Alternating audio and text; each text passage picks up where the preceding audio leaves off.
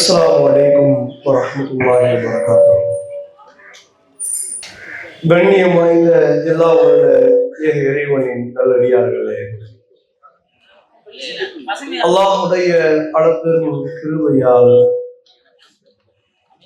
ரமலானை நிறைவு செய்தவர்களாக அல்லாஹுவால் வழங்கப்பட்டிருக்கக்கூடிய பெருநாளை மிக மகிழ்ச்சியோடு கொண்டாடுவதற்காக நாம் எல்லாம் இங்கே திரண்டிருக்கின்றோம். இந்த தருணத்தில் அல்லாஹுவை அதிகம் அதிகம் போற்றி புகழ்ந்து அவனிடத்தில பாவ மன்னிப்பை தேடிய மக்களாக நாம் இருக்க வேண்டும் என்பதை நினைவுபடுத்தி என்னுடைய இந்த உரையை நான் துவக்குகின்றேன். எல்லாம் உள்ள அல்லாஹுவின் நல்லடியார்களே,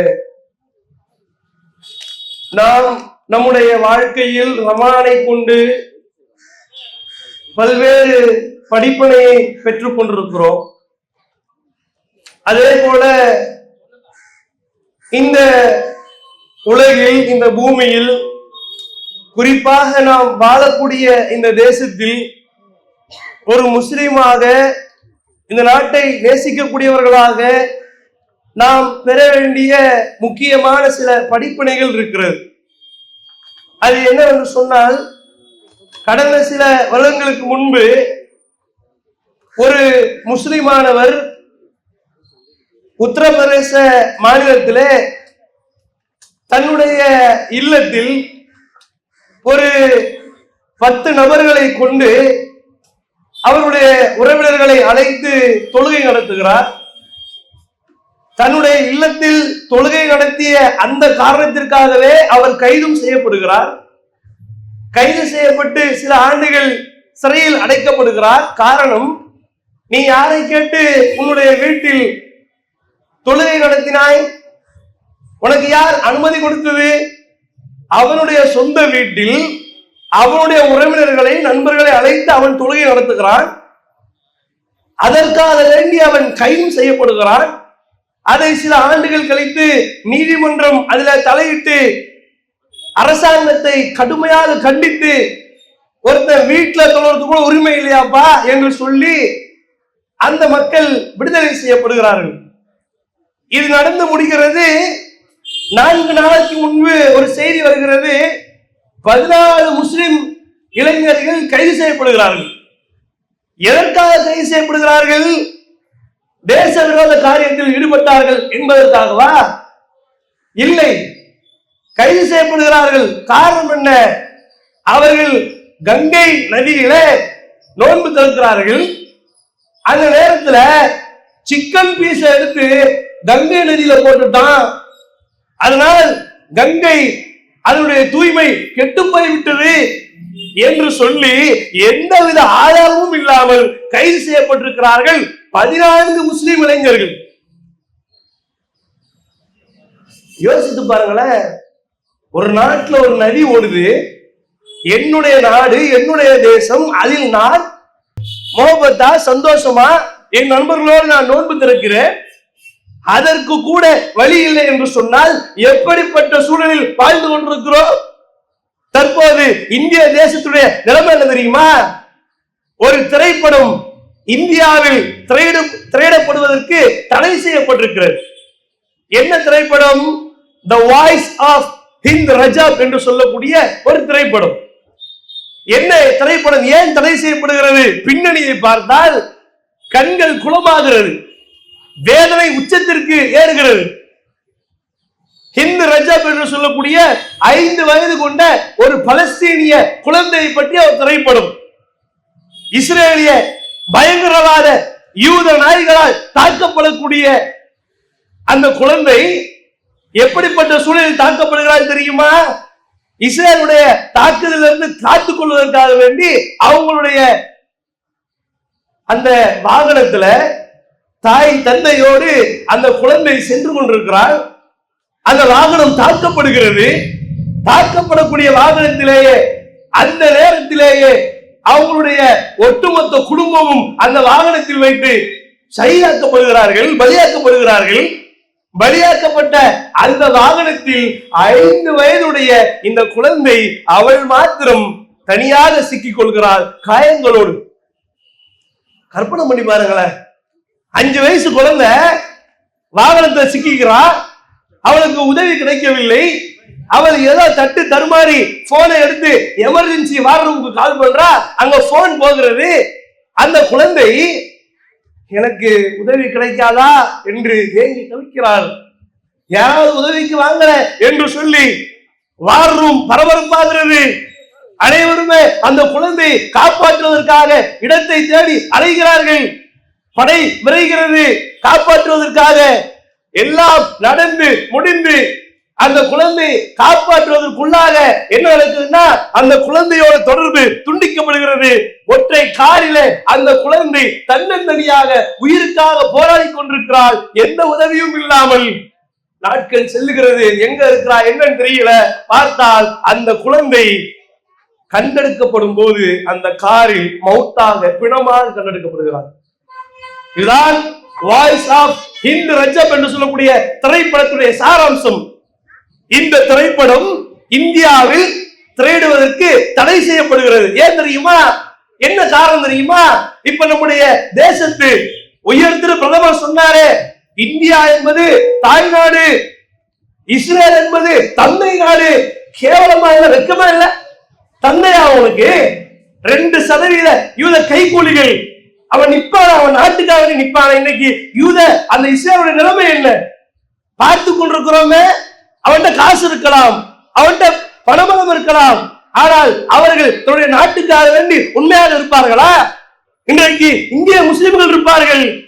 நீ வெட்டினாலும் கொண்டாலும், எங்களை சித்திரவதை பண்ணாலும், இதுதான் எங்களுடைய தேசம், இங்கதான் இருப்போம், இங்க மாய்ந்தாலும் இங்கதான் மாண்டு போவோம். ஆனா அவர்கள் இருப்பார்களா? அந்த யூத கைக்கூலிகள் இருப்பார்களா? அவனுக்கு அவனுடைய உறவு கெட்டு போயிடுமா இந்த திரைப்படத்தை கொண்டு வந்தால்? இவர்கள் திரைப்படத்தை கொண்டு வார்கள். எப்படி? இன்னைக்கு பணமதிப்பிழப்பு ஏற்பட்டு எத்தனை ஆண்டுகள் ஓடி போய்விட்டது. ஒரே ஒரு விஷயத்துக்கு தான் இவர்கள் பாகிஸ்தானை கை காட்டவில்லை. ஒரு விஷயத்துக்கு தான், மத்த எல்லாத்துக்கும் பாகிஸ்தான் சொல்லிடுவா. இப்ப என்னன்னா பணமதிப்பிழப்பு இருக்கிற அதுக்கு காரணம் பாகிஸ்தான் தான் சொல்லிட்டான். அதுக்காக ஒரு திரைப்படத்தை எடுத்துட்டான், அதை ரிலீஸ் பண்ணிட்டான். ஏண்டா நீ என்னோட ரிலீஸ் பண்ணிட்டு போ. இது ஒரு குழந்தையை பற்றி, அவளுடைய வாழ்க்கையை பற்றி, அந்த வேதனையை பற்றி, அந்த கண்ணீரை பற்றி சொல்லக்கூடிய திரைப்படத்தை தடை செய்கிறாய் என்று சொன்னால் எப்படிப்பட்ட நிலையில் நாம் வாழ்ந்து கொண்டிருக்கிறோம் யோசித்து பாருங்கள். அல்லாஹ்வுடைய உதவி அதை தேடிய நிலையில் நாம் அமர்ந்து கொண்டிருக்கிறோம். இன்றைக்கு ஈரானை நோக்கி அமெரிக்கா, இஸ்ரேல் அவர்களுடைய ஆட்டத்தை பார்த்துக் கொண்டிருக்கிறோம். அல்லாஹ் தலைகீழாக புரட்டி விட்டான். அமெரிக்க அதிபர் ட்ரம்புடைய வாயிலிருந்து வந்த வார்த்தைகள் நாங்கள் எதிர்பார்க்கவில்லை. நாங்கள் இப்படி நடக்கும் என்று, ஈரான் இப்படி தாக்கும் என்று நாங்கள் எதிர்பார்க்கவில்லை. அவர்கள் இது போல அச்சுறுத்தலை கொடுப்பார்கள் என்று நாங்கள் சற்றும் அதை கணிக்கவில்லை. எல்லாம் முடிஞ்சிடும் நினைச்சான். அடிச்சா 2 நாள்ல முடிஞ்சிடும், 4 நாள்ல முடிஞ்சிடும். எல்லாம் மத்த நாடெல்லாம் அடிச்ச மாதிரி, ஈராட்டை அடிச்ச மாதிரி இந்த ஈரானை முடிச்சிடலான்னு பார்த்தான். இன்னைக்கு சூழல் ஏண்டா கையை வச்சோன்னு கதறிட்டு இருக்கோம். ஏண்டா அதை போய் தொட்டுட்டோம், எவனும் உதவி தர மாட்டேங்கிறான். இஸ்ரேலுக்காக வேண்டி அமெரிக்கா போய் நின்னா இன்னைக்கு சவுதி அடிக்கிறான், இன்னைக்கு கத்தாரை தாக்குறான். ஏண்டா ஏன் இன்னைக்கு இஸ்லாமிய நாடுகள் இந்த சூழல் இருக்கிறது? ஈரான் அடிக்கிறான். யார் அடிக்கிறான்? முஸ்லிம் நாடுகள் அடிக்கிறான். ஏன் அடிக்கிறான்? அதை முஸ்லிம்கள் கொண்டாடுகிறோம். ஏன் தெரியுமா? நீ அமெரிக்காவுக்கு கைக்கூலியா இருக்கிற, அவனுடைய ராணுவ தளத்தை உன் தேசத்தில் வைக்க நீ இடம் கொடுக்கிறாய். எப்படி கொடுத்த?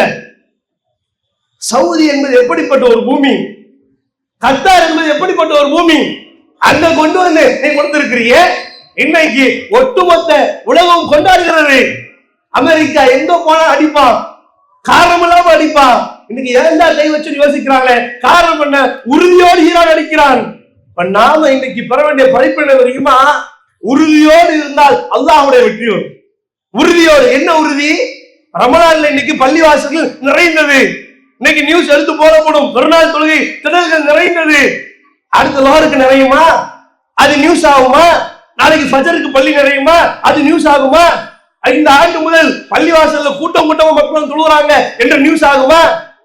இங்க வந்திருக்கூடிய நாம் தான் அடுத்து பள்ளிவாசல்களை புறக்கணிக்கக்கூடிய மக்களாக மாறிவிடுவோம். அல்லாஹ்வுடைய உதவி புறக்கணிக்கக்கூடிய மக்களாக மாறிவிடுகின்றோம். பள்ளிவாசல்கள் அடுத்த நாளைய எடுத்து போட்டோ போடப்படும். பள்ளிவாசல்ல வந்த மக்களை காணவில்லை. எந்த மக்கள்? நாம தான் அந்த மக்கள். ஏன் இந்த சூழல்? நாம என்ன முடிவு செய்யறோம்? ரமலான்ல மட்டும் அல்லாஹ்வுடைய உதவி வந்தா போதுமா? எப்படிப்பட்ட இக்கட்டான சூழல் வந்தாலும் அல்லாஹ்வுடைய உதவி நமக்கு தேவை. அல்லாஹ்வை சார்ந்து இருக்கக்கூடியவராக நாம் இருக்க வேண்டும். எப்படி இருக்கிறோம்? அல்லாஹ்வுடைய தூதருடைய வாழ்க்கையில் ஒரு மிகப்பெரிய வரலாற்று சம்பவம் இருக்கிறது.